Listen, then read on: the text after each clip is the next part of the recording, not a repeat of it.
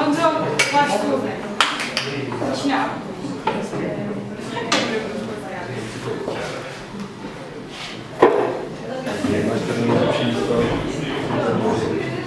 Haló, haló.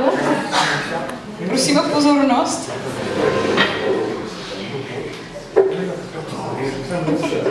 So, I would like to welcome you all to today's lecture. It's a great pleasure that I can introduce you to Stefan Taschner from the Berlin Energy Roundtable. What we'll have today is a great opportunity to ask this person, who is a spokesperson for this organization, who initiated a referendum on the remunicipalization of Berlin's energy supply. So you have the great opportunity to ask him as many questions as you can, which I strongly recommend you. And what will happen is, he will have an hour talk, and after that we will have like basically 30-45 minutes to discuss what was said. So I'll give the floor to Stefan, who will introduce himself, right? So thank you very much for the kind introduction, and thank you very much for the invitation here. It was nice to come here. Tomorrow I have a couple of hours to stay, and we'll see somehow also something from the city. Well, tonight I'm going to talk about a campaign that we carried out within the last 4 years. And it's dealing with the remunicipalization of Berlin's energy supply. And as said before, it's more or less an hour talk. Well, I have to look at the watch, not talk any longer. But however, if you have any questions, because you haven't understand a special thing not clearly, ask immediately, otherwise an hour would be really, really too long and to step back. But the discussion or something like that we can do afterwards. Well, what I want to tell you tonight is, first of all, I will give you a short introduction that I know it's quite useful, especially when I'm abroad, just to tell about more the system, about the background, why we have carried out this campaign, what is the legal framework, what is the motivation from our campaign. When I will tell something about our coalition, just to make you sure that you know what the hell is these guys coming from. Then I would like to introduce how the form of direct democracy was a base key stone in our campaign. How does it work in the federal state of Berlin? Then I would like to have to look at the agenda, what we're asking for in our campaign. Especially want to carry out the ecological requirements, but to talk about the social dimension of remunicipalization of energy supply. I would like to talk much about democratic control of public utilities, because this is quite an important issue.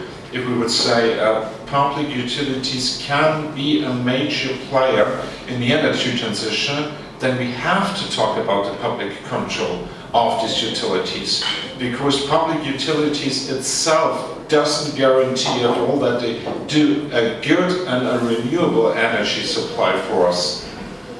And then I will shortly talk about the referendum campaign. There are a lot of pictures at the end, and then I would like to tell you something about the recent outcomes, especially after the referendum. So let's get started more or less with the basic stuff. What we're demanding for? Well, the Berlin Energetish is working on the remunicipalization of Berlin's energy supply. Concretely, we want to gain back the control of the energy distribution network. We want to establish a public-owned energy utility, and with these two companies, and have to be two companies due to European law, we want to create an ecological but also social and democratic energy supply for the citizens of Berlin and not for the company. And the chosen way that we were taken is the way of direct democracy. Well, just start with a bracket, because I know this is, if you're not from Germany and in other countries it works different.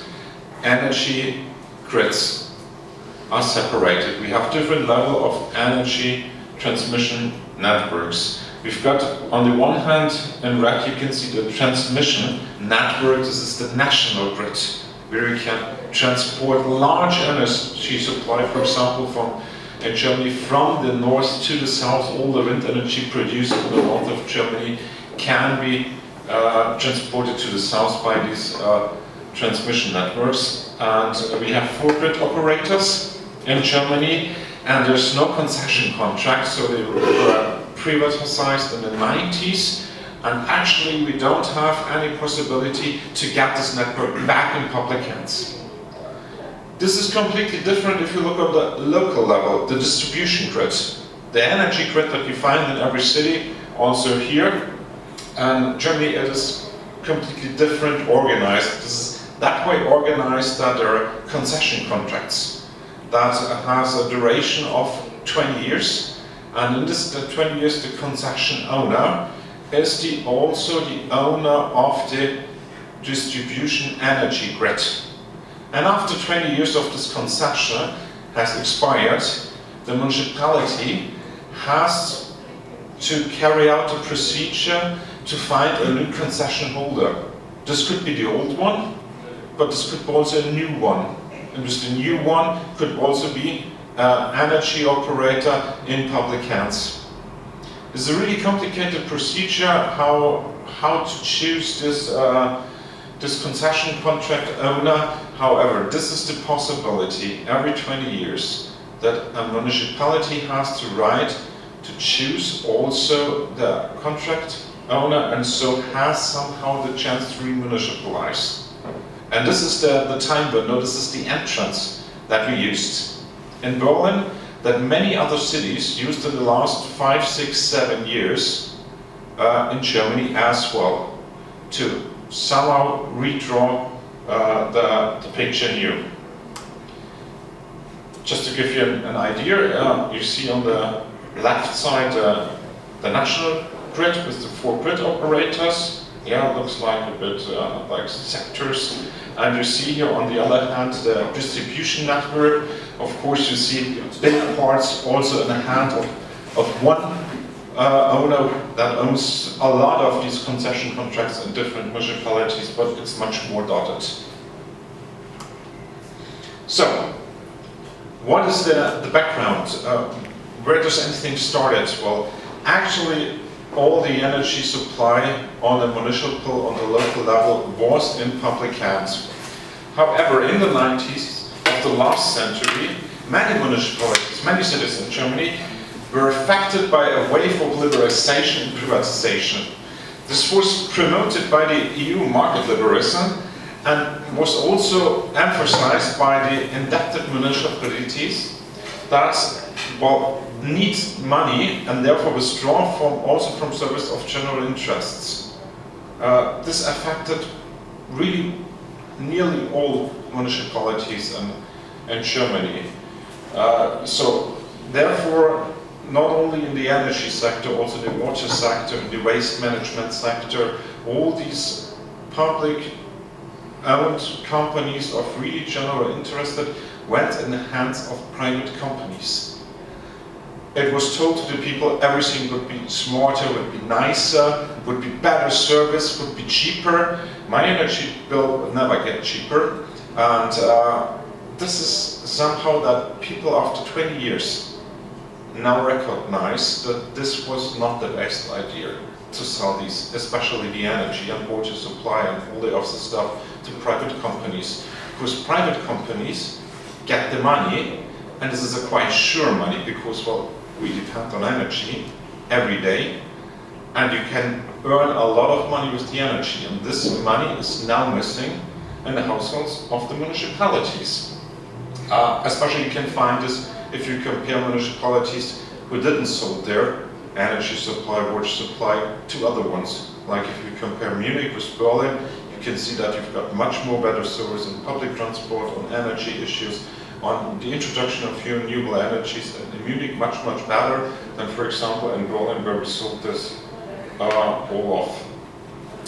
Well, as I said, after 20 years, this concession contract expired, and this was just 5, 6, 7 years, the initial part of a wave that affects now Germany, that all municipalities rethink of remunicipalization of energy supply.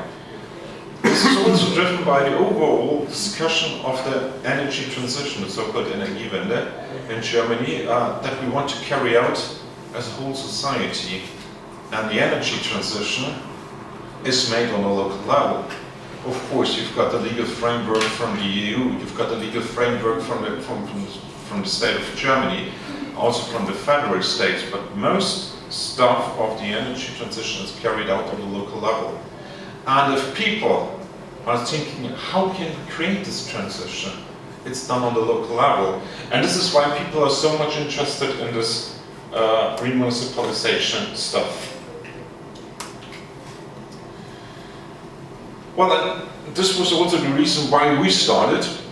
We had a concession contract that from the electricity grid that expires by the end of the year, and we started in 2011 as a very small group. We were not more than 8 people sitting together and discussing about local energy supply. And at the end, our coalition is now a broad social alliance. It's a movement. We have 56 local-based Berlin initiatives, and there you can find everything. Everything from the usual suspect, like of course the energy, the environmental initiatives and organizations, like for example the Friends of the US, Friends of Germany and Berlin. However, you find also completely different groups. You find people that are interested in the social dimension of energy transition. You find church groups, welfare and tenant organizations. We have also cultural associations within our coalition. And this is quite important because it shows energy is a thing that affects everyone. And it has so many different aspects. This is really an overall topic that you really can build a really broad coalition from, let's say, also not only from different organizations, but also from more left-oriented groups towards really conservative groups. And this is, of course, an advantage because then you are somehow a mirror of your city, of your society. And this enables you much more the organization